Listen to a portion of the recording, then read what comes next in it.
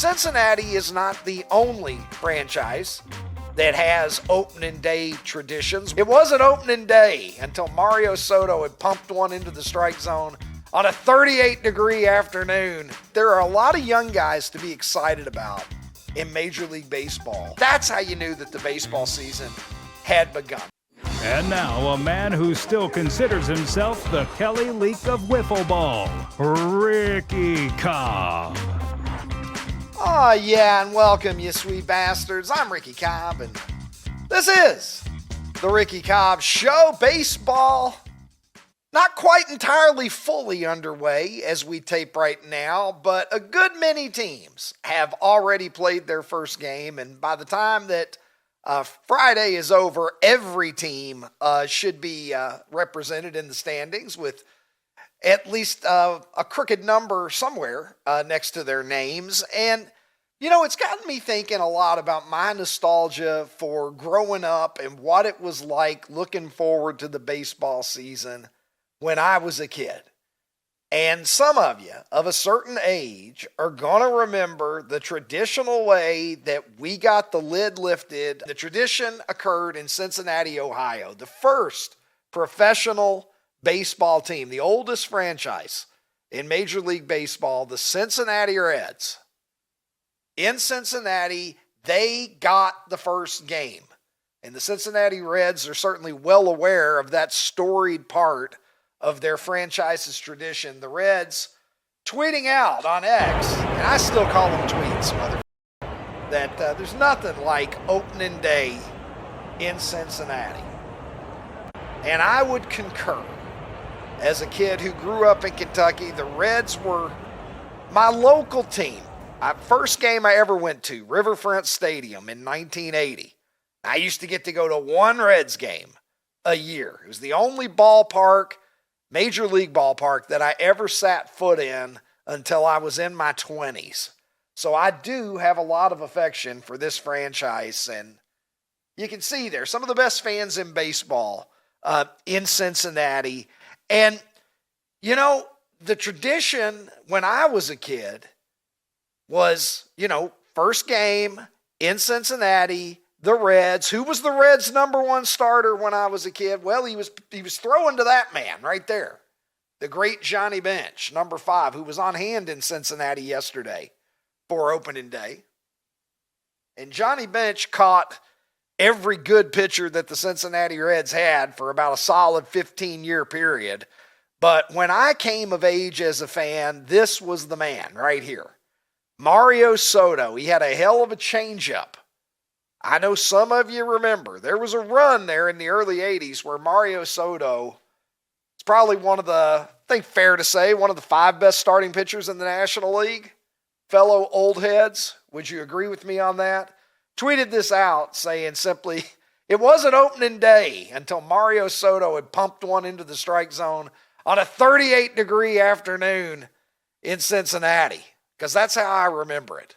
It was always fucking cold as well. But that's how you knew that the baseball season had begun. But Cincinnati is not the only franchise that has opening day traditions. One of the better ones, producer Tim, who joins me today, sitting in the co-pilot chair.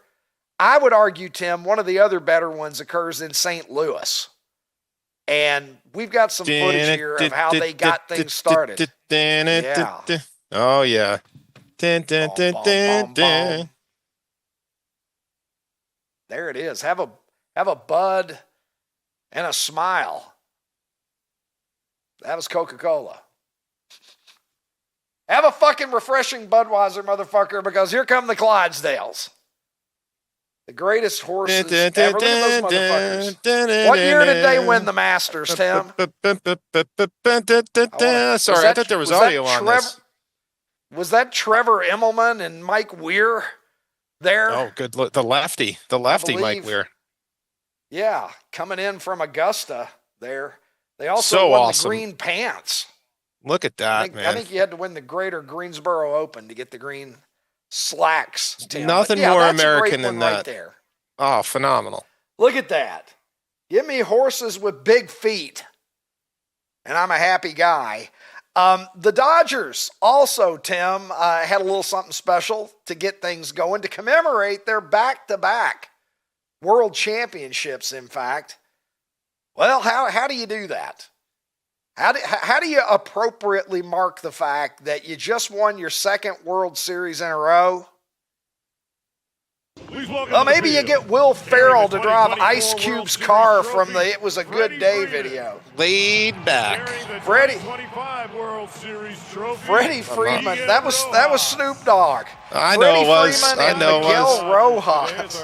It's the same thing. Snoop would 100% be in favor of that vehicle. I think Cube had an Impala. That doesn't look like an Impala. That looks like a Caddy. Yeah, it's not the same thing, but it's the same thing in spirit. Look at that, man. Good Lord.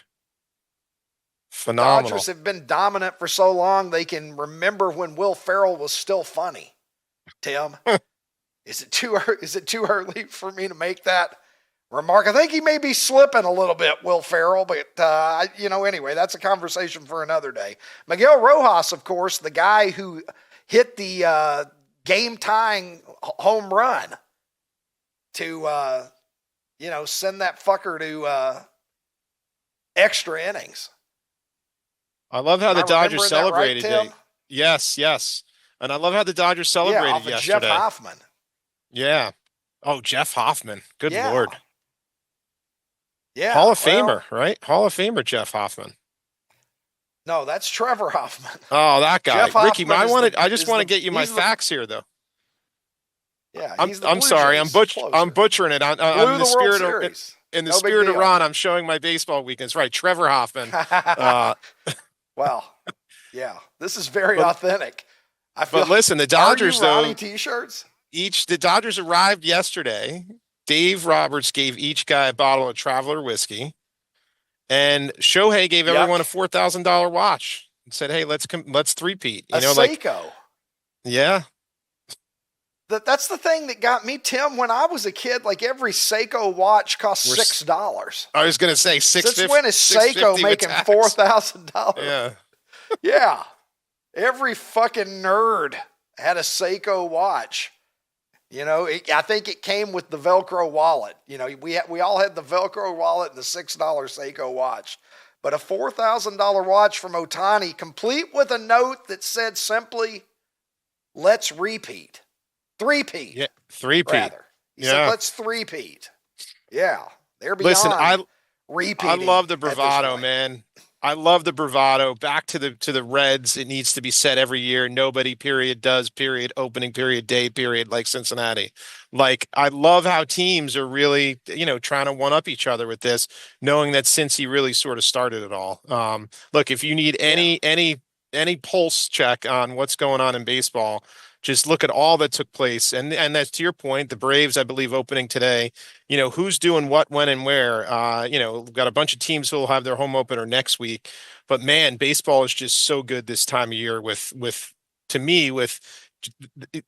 is the tradition, right? It is what do you do on opening day that's unique? And boy, I got to tell you, for my money, Ricky, I think I'd want to see, if you told me I can only see one, I think I'd want to see the Clydesdales personally.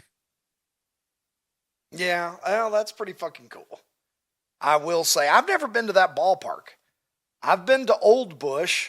Same here. But I've still never been to that ballpark. I need to check that one off of my list, Tim.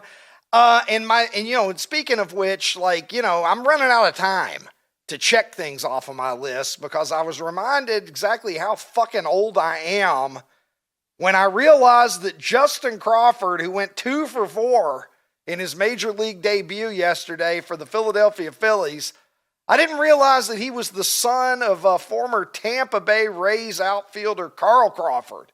Tim, there he is. There they are together. I did a double take when I saw this, man. Has a son in the major leagues. Carl Crawford feels like, to me, he retired about 4 years ago. I think his last season was 2016. Still looks like he could play. Actually. Yeah, still looks like he could play. But look, what an awesome moment. You see over 40 friends and family there. It reminds you of what it is to make a major league debut. I mean, here's a guy, 15-year pro, and still celebrating like it's like, for his son, like it's never happened before. I don't know, man. Cool scene, but I should have referenced the flag behind me. For me, I think they're going to be talking about what took place in San Francisco for many years to come. If you didn't see it, we didn't see it. We didn't have it on yesterday's show because this photo wasn't out there just yet, but many saying this is the photo of the year, a smoke American flag, not quite a firework flag, but a smoke American flag. It's pretty wild when you see how they did it. And for me, I don't know, Ricky, I think this is a good sign. I mean, look at that. Like, Look at just that. mind Look at blowing. that. I think an That's awesome fucking glimpse of what awesome. America 250 may look like. We may really see some amazing displays of flags here. I think we got some video of it as well. But man, opening day. I don't know. Is there anything else like it? I don't think the European mind can comprehend it. Yeah, it's one of the things that reminds you of the special place that baseball occupies in the American bloodstream, right? Like the NFL has surpassed Major League Baseball as, our most popular sport, I think, a long time ago. But there's still something different about baseball. And opening day, it hits differently. Week 1 of the NFL season is great and all that. But at least to me, it doesn't feel nearly as special as baseball season getting underway. There's something about it. It marks the time in a different way, at least for an old guy like me, Tim. But there are a lot of young guys to be excited about in Major League Baseball this year. J.J. Weatherholt with a home run in his first game for the St. Louis Cardinals. Keep an eye on that kid. Kevin McGonigal going 4 for 5. The first rookie with 4 hits on opening day, 21 years or younger, since Ken Griffey Jr. did it in 1990. That guy is going to be an absolute stud for the Detroit Tigers. Carson Bench hitting a home run for the Mets in his major league debut. We saw like Sal Stewart in Cincinnati with 3 hits on opening day as well. There are a lot of exciting young stars in Major League Baseball right now, and seeing some of them do their thing right out of the gate this season is exciting for me as a fan.